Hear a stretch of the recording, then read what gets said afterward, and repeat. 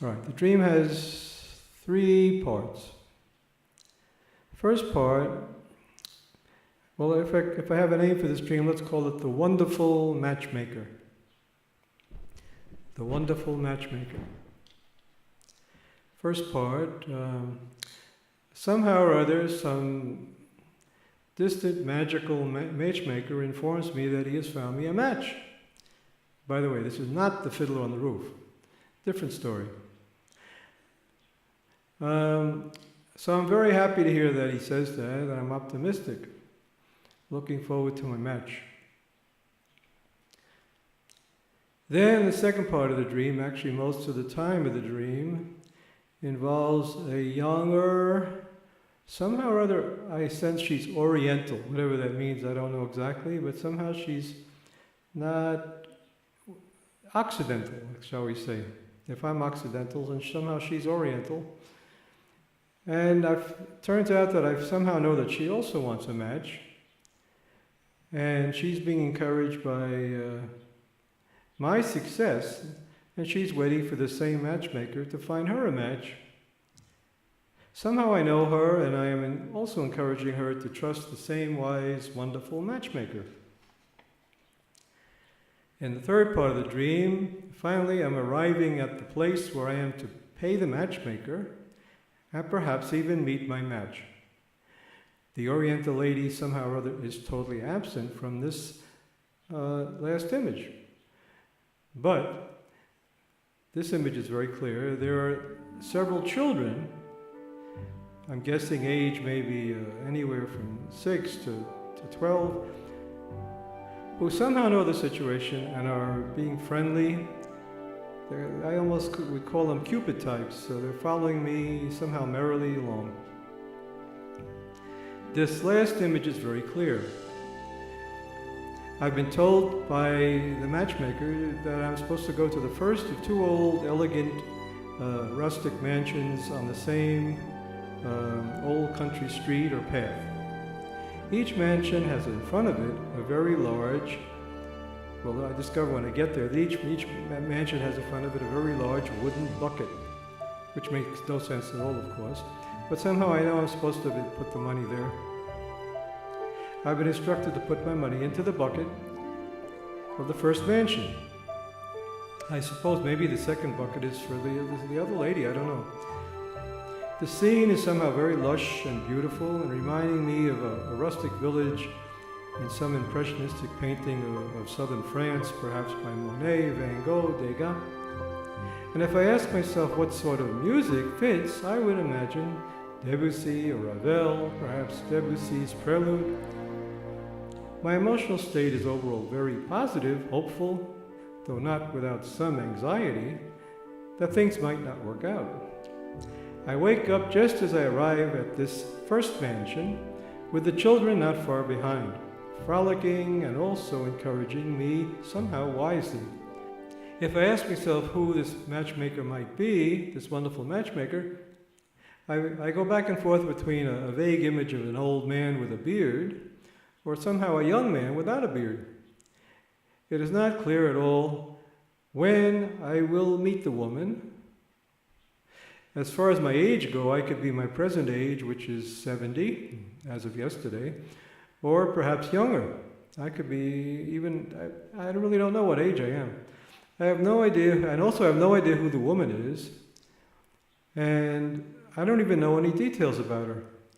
But I somehow sense she is not the younger woman that is also looking for a match. And that doesn't seem to bother me at all. That's what I know about this dream. So how do I start working on this dream? How do I start working on this dream? It seems like the main character that's moving the whole thing forward is this matchmaker. Well, of course, I must have a motivation for a match, and that other lady must have a motivation for a match, but aside from that, there's this magical, somehow wonderful, reminds me of the Wizard of Oz, but it's not the Wizard of Oz show either.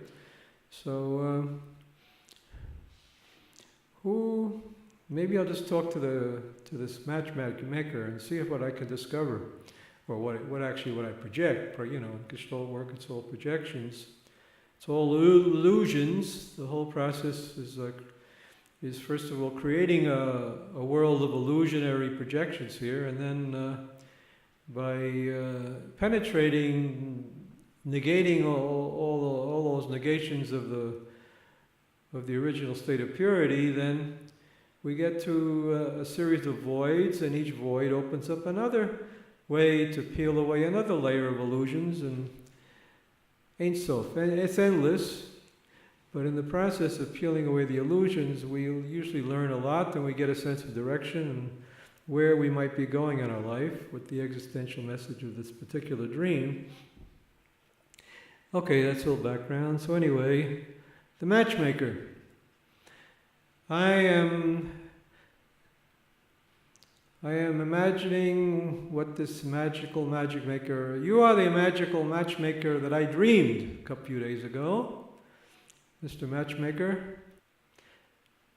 Matchmaker, I certainly can use you at the moment because I'm dealing with a need for companionship. I made a video a few days ago, Walter Benjamin live, and I got discovered or encountered a lot of need in myself for some kind of contact relationship with nature, with somehow with life, and with people. In a sense of missing love.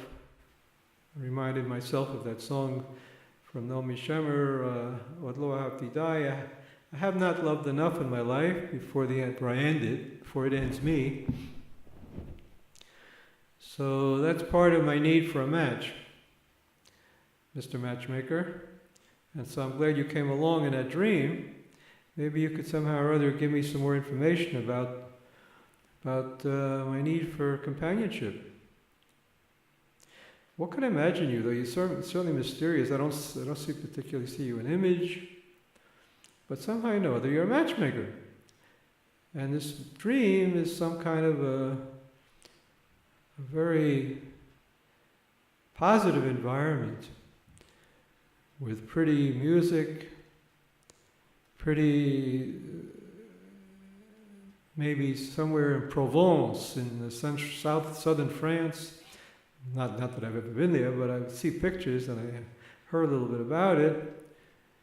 And I see the pictures, some of the pictures that Van Gogh, Monet have painted, so that kind of fits. So I'll try identifying. I am the matchmaker, Franklin. And you, Oriental lady, I'm also a matchmaker, maybe for you, I don't know. Maybe for you also. So I'm this matchmaker in this dream. Franklin, I come to you in this dream a few days ago. Let's imagine it's here and now. Here I am in your dream, Franklin. You're snoring away there, and I come along. Don't want to make too much of an impact. I don't want to disturb you too much.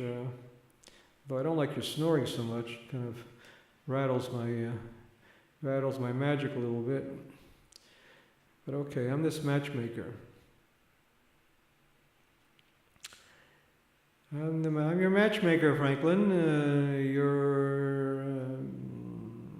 It's helping you trying to help you to move along, to find a match, to find some contact with reality. I'm the magnet pulling you towards reality. Come to reality, Franklin. Come to reality, Franklin.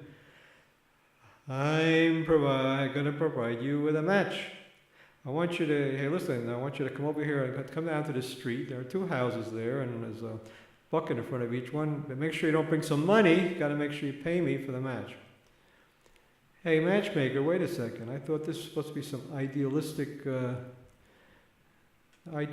experience here. What do you tell me? Bring money. What does money have to do with ultimate reality? Franklin, money makes the world go round. What do you got paid? What do you got to get paid for if you're such a magical creature out there? You don't need money. Well, I got overhead also, I got I got to eat manna or something or other to keep me going here, but that comes, I don't know. Frankly, I don't know what I need money for, but the dream says I need money. After all, I'm just another character in this dream like you are. I'm not the dream. I'm not the dreamer. I'm not the overall force of the dream. I'm just a character in the dream. I'm just another character in the dream, but I'm the matchmaker. All right, well, now we're getting even more mysterious. If you're not the matchmaker, if you're the matchmaker, but you're not the dream itself, the overall message of the dream, bringing me to reality, and if you want money, maybe you're not an ideal matchmaker. And besides, why a house? What do you want me to do with this house in... It's a lovely house that you picked here in somewhere in southern France here. I like looks very pretty and everything. And hey, and these kids that are coming behind me, they're nice also. The whole thing, you set it up very. You choreographed, directed this whole scene very well, matchmaker. But the thing is, you want money. Well, how much you want? I don't know. Well, what comes to mind, Franklin, I'll take all you got. Well, I don't got that much. Got a few shekels. All right, give me the shekels. Okay, there you go. 50 shekels. 50 shekels. That's about $12. All right, here you go. Thanks for the money. Drop in the bucket. It's just a drop in the bucket, but it's something.